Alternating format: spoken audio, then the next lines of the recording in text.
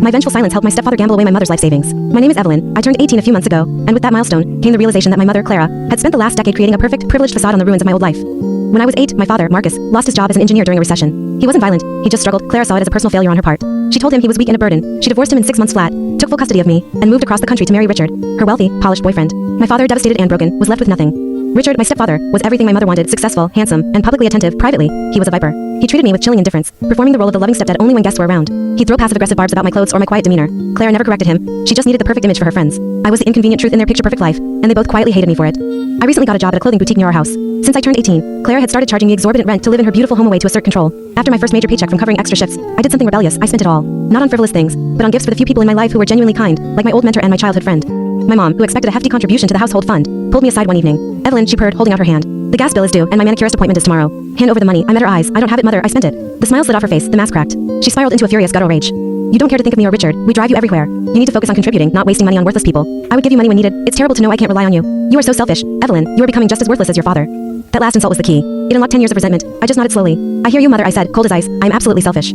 Claire's rage only intensified after that. To punish me, she confiscated my phone and forced me to clean the garage. While clearing out a mountain of Richard's golf gear, I found a burner phone hidden under a tarp. Curious, I turned it on. The phone was flooded with messages, betting lines, high-interest loan threats, and frantic texts to a bookie. My sophisticated, wealthy stepfather was a severe, high-stakes gambler. He wasn't wealthy at all. He was drowning in debt. Even more shocking were the texts between Richard and his confidant, revealing he had systematically taken out loans against the equity in the house Clara owned, and that he was funneling her personal savings into crypto scams to try and recoup his losses. Clara had no idea this was the weapon I had waited for. I copied everything, all the evidence, and put the phone back. I quietly reached out to my biological father, Marcus. He was now a successful consultant, having rebuilt his life far away from Clara's destructive influence. He drove 5 hours to see me. We met at a quiet cafe. When I told him everything, the abuse, the contempt, and the sickening secret about Richard's gambling, his face broke. He apologized profusely for not being there, but I told him it wasn't his fault, and I didn't hold anything against him. I didn't tell him the full secret yet. I wanted the revenge to be complete.